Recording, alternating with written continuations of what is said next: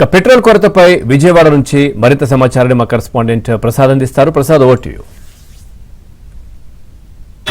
Petrol బంకుల వద్ద వాహనాలు బారులు తీరుతూనే ఉన్నాయి. గత 2 రోజుల నుంచి జరుగుతున్న ప్రచారం నేపథ్యం, అదేవిధంగా చమురు కంపెనీల నుంచి ఈ బంకులకు సరఫరా అవడంలో ఈ కోటా తగ్గించిన నేపథ్యంలో పెద్ద ఎత్తున ప్యానిక్ ఏర్పడింది. ఈ నేపథ్యంలో ప్రజలందరూ కూడా కార్లు, ద్విచక్ర వాహనాలు ఫుల్ ట్యాంకులు చేయించుకోవడంతో మొత్తం చాలా బంకులు నో స్టాక్ బోర్డులు ఏర్పాటు చేస్తూ ఉన్నారు.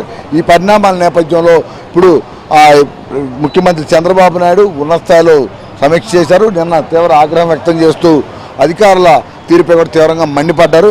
ముఖ్యంగా చమురు సంస్థలు కొత్తగా నిబంధనలు విధించడం, గతంలో ఏదైతే క్రెడిట్ అంటే అప్పు విధానంలో కొంత సరుకుని సరఫరా చేసేవాళ్ళు, ఆ విధానాన్ని ఎందుకు నిలిపివేశారంటూ కూడా తీవ్రంగా ఆగ్రహం వ్యక్తం చేశారు. ప్రజలకు ఇబ్బంది కలిగించేలా ఎవరు వ్యవహరించినా కఠిన చర్యలు తీసుకుంటామని చాలా స్పష్టంగా ఆయన తేల్చి చెప్పారు. దీంతో అధికార యంత్రాంగం మొత్తం కూడా అప్రమత్తమైంది. మొత్తం ప్రతి జిల్లాలో కలెక్టరు ఈరోజు రోడ్లపైకి వచ్చి క్షేత్రస్థాయిలో మొత్తం మానిటరింగ్ చేస్తూ ఉన్నారు. అంతేకాకుండా జాయింట్ కలెక్టర్ల ద్వారా కూడా ఆకస్మిక తనిఖీలు చేయించి పెట్రోల్ బంకుల్లో ప్రత్యేకంగా టీములను ఏర్పాటు చేశారు. ఇటు పోలీసు, రెవెన్యూ, పౌర సరఫరాల శాఖ టీములు కూడా ఈ ప్రతి బంకులో కూడా సిబ్బందిని నియమించి ఇక్కడ ఏ విధంగా ఈ పెట్రోల్, డీజిల్ ప్రజలకు అందిస్తున్నారు, ఎంతెంత అందుబాటులో ఉంది, ఇంకా ఎంత కావాలి, ఏ విధంగా వాటిని చేరవేసేందుకు మొత్తం ఒక మానిటరింగ్ వ్యవస్థను ఏర్పాటు చేసి అక్కడ చమురు కంపెనీల దగ్గర నుంచి ఇక్కడ వినియోగదారుడికి అందే వరకు మధ్యలో ప్రత్యేకంగా ఒక టీంని ఏర్పాటు చేసి అందరూ కూడా సమన్వయంతో పనిచేసే విధంగా కార్యాచరణ కూడా రూపొందించారు. దీంతో నిన్న ఉన్న ప్యానిక్ ఈరోజు కొంతవరకు తగ్గిందని చెప్పవచ్చు. అయితే ప్రస్తుతం ఈరోజు మధ్యాహ్నం నుంచి కూడా అన్ని చోట్ల కూడా పూర్తిగా పెట్రోల్, డీజిల్ అందుబాటులోకి వస్తుందని, అప్పటి వరకు కూడా ప్రజలు అవసరం ఎంతైతే ఉంటుందో అంతవరకు కూడా వినియోగించుకోవాలని చెప్తా ఉన్నారు. ప్రస్తుతం కొన్ని బంకుల్లో 200 రూపాయలు అంటే ద్విచక్ర వాహనాలకు కేవలం 200 రూపాయలు కొట్టిస్తుండగా మరికొన్ని బంకుల్లో కేవలం 1 లీటర్ మాత్రమే అమలు చేస్తూ ఉన్నారు. చెప్పండి, ఏంటి ఎంత కొట్టారు? 1 లీటర్ కొట్టానమ్మా. ఇంతసేపు నుంచున్నా మరి వెళ్ళాలి కదా, నేను ఇక్కడ పని చూసుకొని షాప్కి వెళ్ళాలి, చేయాలి. మరి దారిలో బండి తీసుకొని వెళ్ళాం కదా, మా ఇబ్బందులు మా వయసుని బట్టి కూడా మీరు ఆలోచించాలి కదా సార్. అంటే అందరూ మీరు పెట్రోల్ బంక్ ఇప్పుడు రోజు బండి వాడతారు, ఒక రోజు మీ బండిలో ఎంత పెట్రోల్ కొట్టించుకుంటారు రోజు వారి మీ అవసరం? 110 కొట్టిస్తారు. ఇప్పుడు ఎంత 110 కొట్టారు? మీకు 100 కొట్టారు. 100 కొట్టారు, 110 కూడా కొడతలేదు.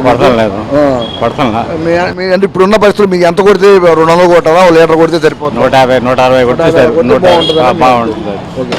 ఇది ముఖ్యంగా ఆ ప్రజలు చెప్పేది కూడా. ఎందుకంటే కేవలం 1 లీటర్ కొట్టి ఇంత దాదాపు అరగంట నుంచి గంట పాటు క్యూ లైన్లో నుంచుంటే కేవలం 1 లీటర్ మాత్రమే కొడుతున్నారు. తద్వారా మళ్ళీ మరో చోట వెళ్ళి కొట్టించుకోవాలంటే మళ్ళీ గంట నుంచి 2 గంటల పాటు వేచి ఉండాల్సిన పరిస్థితి ఉందని కూడా వినియోగదారులు అయితే ఆవేదన వ్యక్తం చేస్తున్నారు.